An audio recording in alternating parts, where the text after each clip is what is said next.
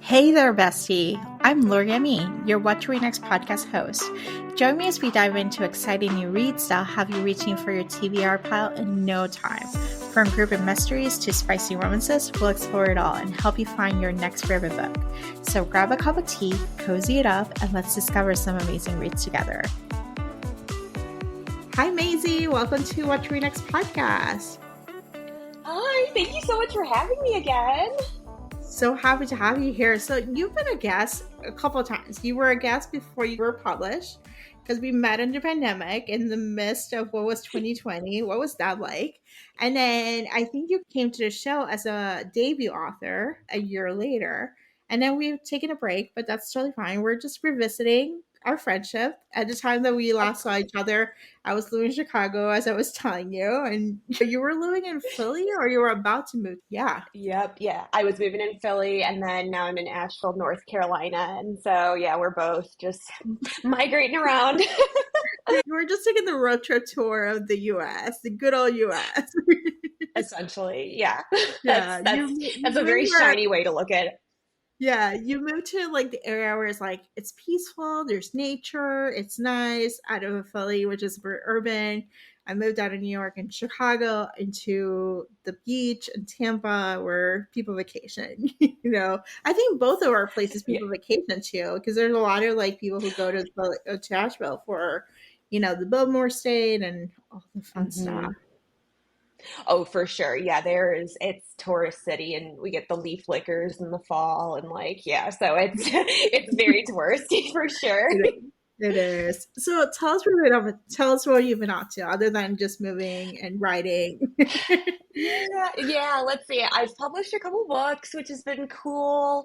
And yeah, I've been working, I work full time as a dentist still, so I'm balancing both. I still have my cats, Yaya and Zadie, and so 90% of my time and energy revolves around them and their well-being and livelihood. And then, yeah, I'm getting married at the end of May, so that's exciting too. Yeah, I don't know. It's like I feel like everything's kind of changed and then nothing at the same time.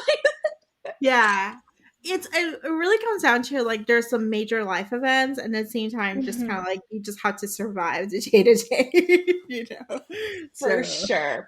It's like just big vibes and then just these like massive milestones. Yeah. And how does it being a stage mom to your two cats? Because I love this. You've been a stage mom to your two cats for years. This is not brand new. This is not something that came up. This is like you got inspiration and you're like, I am their stage mom. Oh, for sure. It's just like it's endless making sure that they are happy and content because I've never met two divas quite like this. And then one of them has definitely like an anxiety disorder like her mother. And then the other one has never been burdened with a thought. Like it is just elevator music up there, but yet also mayhem. Like it's like if something can be destroyed, it will be. But then they're just so cute and like so yeah, I can't invest in anything. Oh my God, like when I got engaged, it was like the first day I had my ring and I had set it on the counter to take a shower in like a little dish that I had. And then it was probably an hour later when I was going to bed, I was like, oh, I got to put my ring back on. And I realized it was just like gone. And we could not find it. We were like tearing up the house. I was like, I think one of my cats ate it. And I was like panicked, so panicked. And then finally we found it like deep under the bed because one of them had like picked it up and was like batting it and like all that shit. I was like, so now I just like don't take my ring off because I'm like, I can't go through that again. Like that shaved years off of my life. Like a big ring, what's the next puck? Little things, they're just like pucking around. Literally. And like it's just like anything that I have, it's theirs. It's like I get a box of books and they're like in it, they're chewing on the pages, they're eating it. It's just like, so yeah, that is I would say that's my first full-time job, and then writing is my second full-time job, and then silly little dentistry is my third full-time job.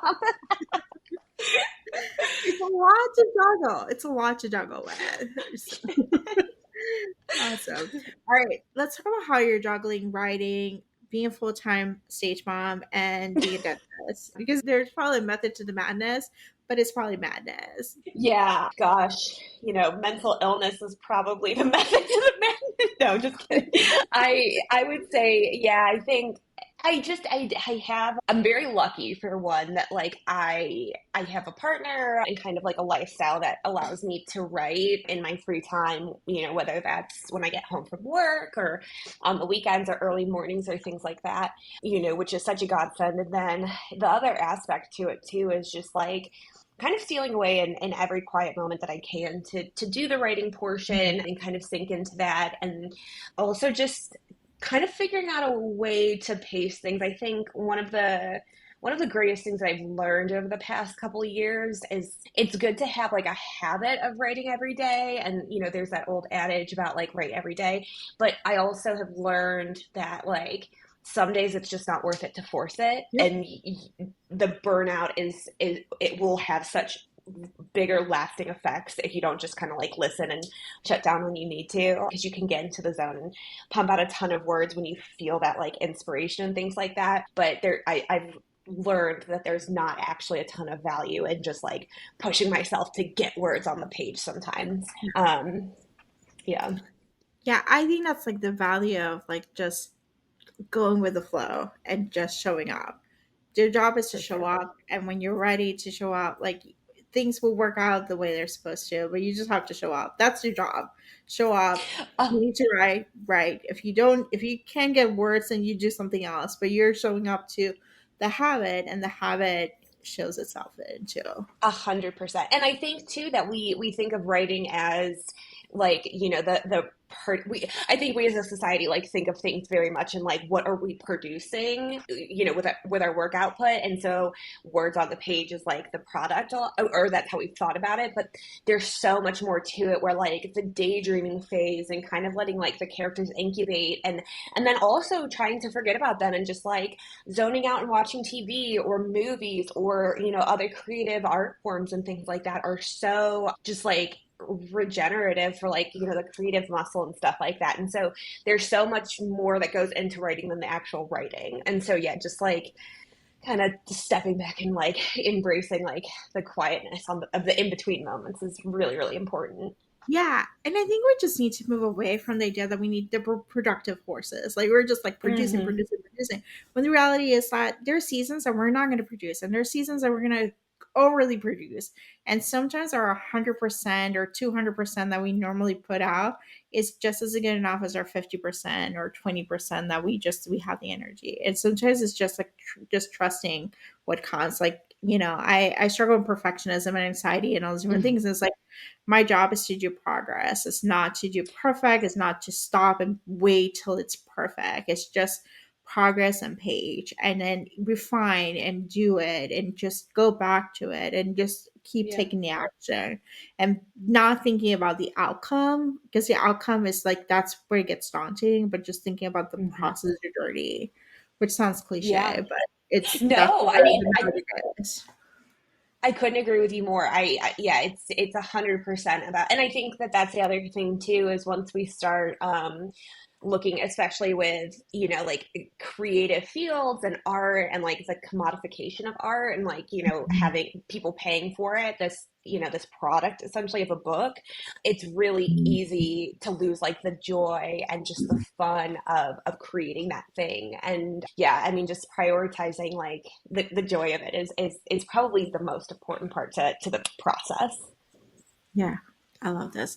All right, so let's talk about late bloomer because I have many questions. So the first one is we got to talk about what's the elevator pitch. Oh my gosh, yeah. A down on her luck, kooky, chaotic bisexual wins the lottery and does the very reasonable thing of buying property off of Facebook Marketplace. And she buys a failing flower farm that she plans on converting into like her art and create her artistic studio and living space. But when she shows up on the property, a grumpy, gorgeous woman named Pepper claims to actually be the rightful owner of the property. And then the two are forced to work together to part ways. and some feelings take root, but along the way. All right. So there's a couple questions, but the first one is, if you won the lottery, what would you do?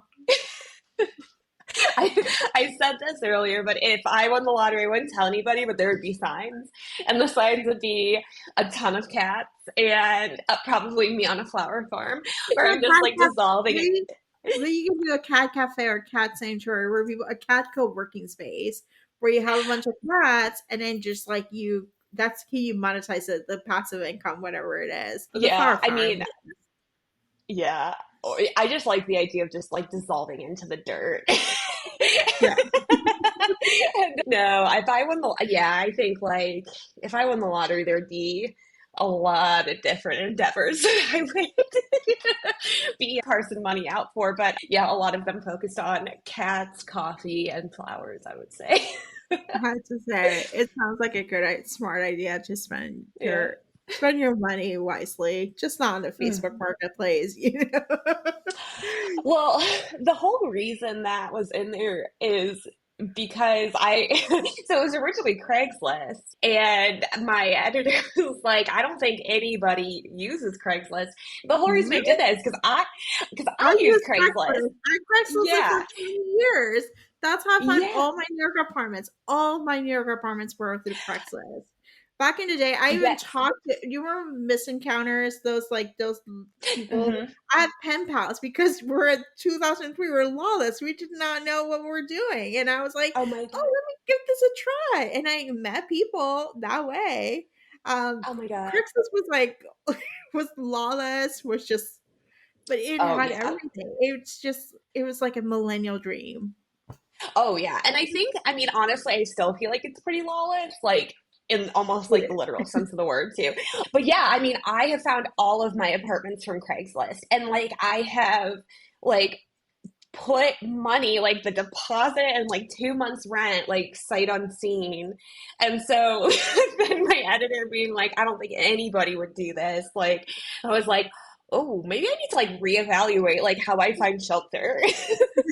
No, I used Craigslist. The last time I used it was 2019 when I found my apartment. When I wanted to move out, I found roommates on Craigslist. I lived about 11 years in Jersey City and this like beautiful brownstone, and we had a revolving roll, and we just had an ongoing Craigslist, ad for roommate. So I found roommates through Craigslist, and then when I moved to Chicago, I had a realtor because realtors are kind of like sketching in New York. They charge you for realtor Mhm. fees. I'm not paying broker's fee. Like, why would Yeah. I pay you to show me an apartment? Like, this is ridiculous. And so Chicago was free, and I was like, well, I'm going to take care of that. And then in Tampa, it's you have to look at apartment complexes and then go see them and try to Okay. compete with them. So it's a little bit different. But for major urban cities, yeah, Craigslist is the way to go. Hell yeah. Yeah. And so, yeah, I don't know about like small rural towns because then again, it does Yeah. kind of get like into deliverance territory. So I can see why that wouldn't work out so much. But yeah, I mean, I was just like, yeah, that's how I've been been doing it and everything. Yeah, and so then I was like thinking about all the ways that could have gone horribly wrong. And Yeah. now we have a late bloomer. Yes, and now we have late bloomer who's telling us like I was like, because I just got recently scammed by someone in marketplace trying to sell my Peloton, and so I was stressed out when I was reading that passage. I was like, oh my gosh, she's gonna get scammed, she's gonna get scammed, she's gonna get Yeah. scammed, because I associate marketplace with scammers, like that's really what it comes down to it. And yes, but it has a happy ending, so we're fine. Like that was the only Yes. good news. It was like my exciting moment was like, she'll have a happy ending out of this. She'll figure it out. She'll get a partner and she'll get a house. Her needs will be met. Eventually. Her needs will be met, at least the very basic ones. Yes. The other part that I love was that we got a virgin heroine, but not a typical virgin heroine, like someone who just basically like, because I think sometimes it's like the meek and the stuff, like purity culture is like, no, this is not at all. It's just Mhm. the person who they are. And I know you like the virgin male hero and the historical romance. Was this a homage to that idea? Like, Oh gosh, I do love that trope in historical romance. Like I just, oh, I eat that up. Um, but no, I didn't even think about it in that sense necessarily. Because usually when I do that, I do a lot of nods to like because I cut my teeth Yeah. on historical romance. Like that's how I got into the genre. And usually I do try to do nods on like the really popular historical romance tropes. But this one was more so Pepper's autistic, and she also has just horrible trust issues with people. And Yep. so much of like her sexuality and just her intimate relationships with both friends, family, and romantic relationships, it's very guarded. And I thought that fit very well for her, where it's like she doesn't let people in emotionally, and for her and like her sensory processing things as well, it was too much of like a risk to just kind of like randomly hook up with people, which like which totally was something that I explored or like thought about with her, and like would she have like experience one way or another. But yeah, for her it just kind of fit that. And I think that there's a line in there too, because she had been living with her grandma for the majority of her adult life. And she's like, it's not very easy to just like bang randos when you live with your grandma, which is so true. She's not wrong for that. But yeah, it was just like, it was something that I wanted to explore. And I just like, I also wanted to explore like the context of, quote unquote, like virginity with queer characters as well. And like kind of what that looks like for them. Because, virginity is a social construct. And like, I think so as, like the binary sexuality and things like that. And so yeah, it was just like a neat lens to look through and explore, and I had so much fun with it. But that being said, like my dream is to one day write like just like the tropiest virgin hero in a historical romance. Like one day I want to do that. Like that's on my Yeah. bucket list, I even if I'm the can only one that reads it. I would read that book for sure. And I can identify with Pepper's trauma. And like in some ways the abandonment, the issue is like the uncertainty, the place of like just being displaced over and over and being like dropped in a place and not having just communicate and having a parent who is not a parent. And a lot of the actions that we take now as an adult, even though we're safe, we're not as we're sabotaging, we're picking things apart, we're not trusting the others. We're doing so a lot of our actions are informed by what happened in the childhood. And so I appreciate sometimes we explore grief and that's like a major plot point, but sometimes we gotta explore bad parents who we're not supposed to have kids, you know? Yeah, like yeah, yeah, like not everyone should be a parent. I know in this world everyone they want to make sure that we're cow cattles and birthing all the time. The reality is yeah. not everyone should be a mother and No, or 100%. Yeah, and I think it's also interesting to kind of look at this concept of like somebody might have given birth to you, but that doesn't mean that they were ever a parent to you either, yeah. And so like I've always been really just fascinated with like the kind of like expectations that we place on family and like blood relatives and things like that, where I think the most profound relationships that we actually form as people are the people that we choose to include in our lives and like find at those important moments and connect with. So yeah, I totally agree with you too, where it's just like kind of just exploring those childhood wounds and things like that. Yeah. And yeah, not everybody's meant to be a parent. Yeah. I understand that completely. So let's talk about book recommendations. So do you have any books you have read that you enjoy or do you want to recommend our listeners to pick up after reading Late Bloomer and reading your backlist titles? Yeah, well, okay, so this is like it couldn't be more different from Late Bloomers. So I am on a reread of Ninth House by Lee Bardugo right now. Yeah. Oh my God.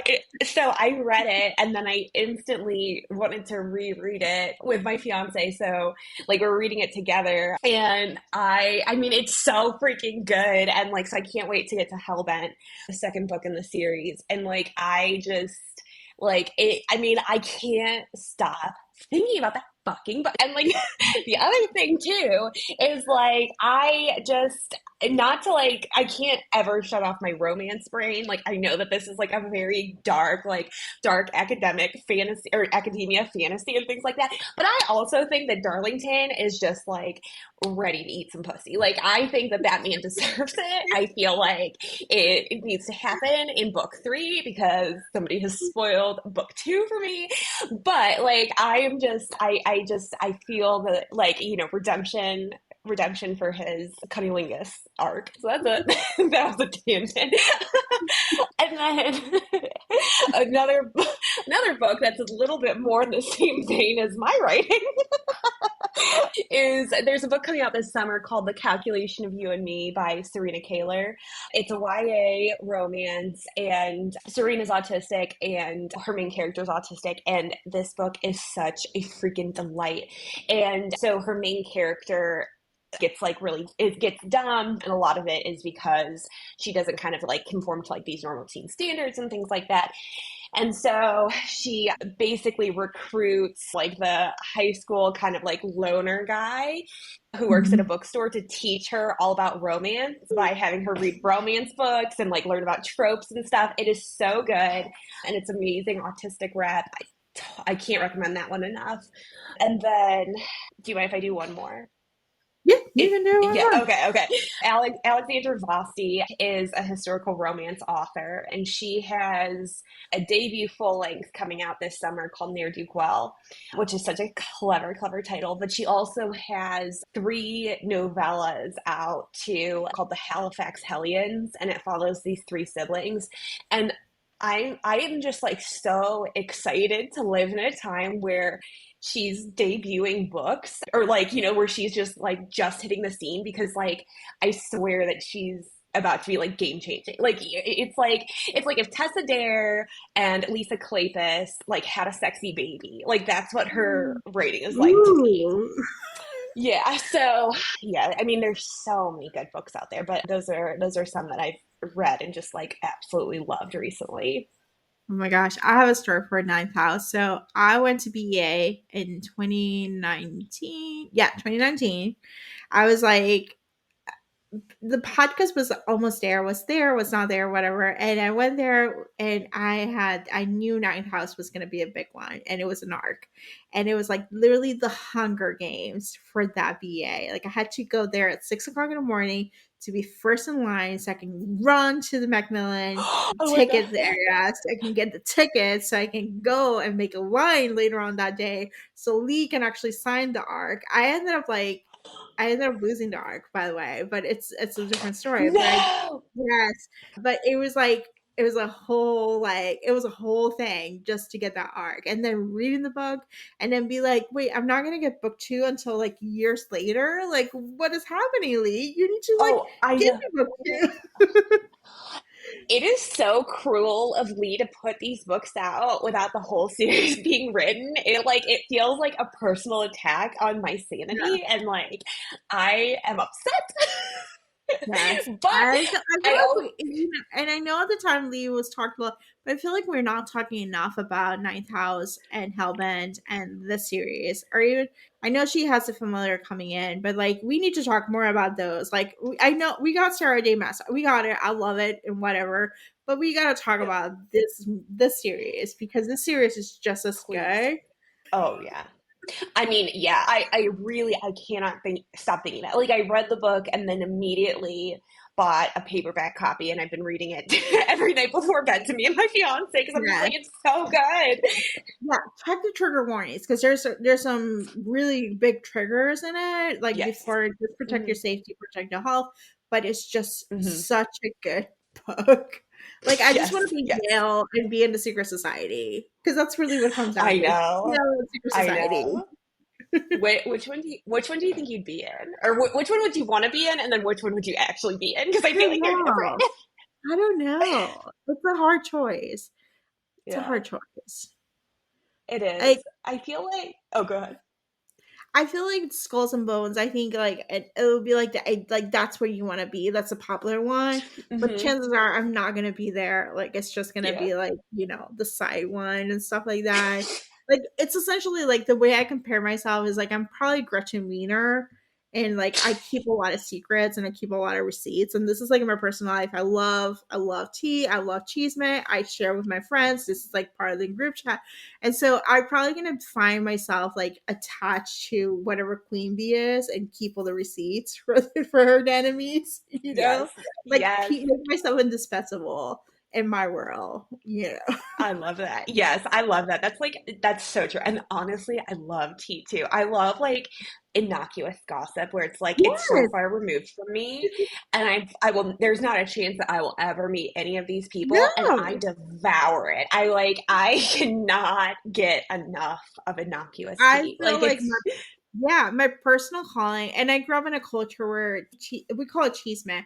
It's like it's a pretty known thing, and it was like not non-negative connotation. Like it's just part of it. We had like a gossip show like every day, and all this different things. So it was like pretty competitive, and like I in the odds I used to treat myself to Us Weekly when before social media. I was like Us Weekly was the magazine, and like I mhm. used to be like consuming about it, and it was like I don't like I just consume it. Maybe I have like my group chat and I talk shit about it and that's just part of it. But I'm not doing harm by doing that. Like I enjoy it. It is fine. And so I consider myself curator of good tea and good entertainment to my friends. 100%. And I think that's the best way to frame it too. You're a curator of tea. Like that is so like perfect. I love that. Yes. So how about you? Which house do you see yourself? I would love to be in, oh gosh, which one is the one that where like the actual house is like the Nile? Is that Scroll and Key? Yep, I think so. Yeah, that one seems really cool, but I feel like I'm not cool enough to be in that one, so then I would probably just end up in like the St. Elmo where it's like not real, but like it like Yeah. exists, but like it's like very like lame and like nobody really cares about it.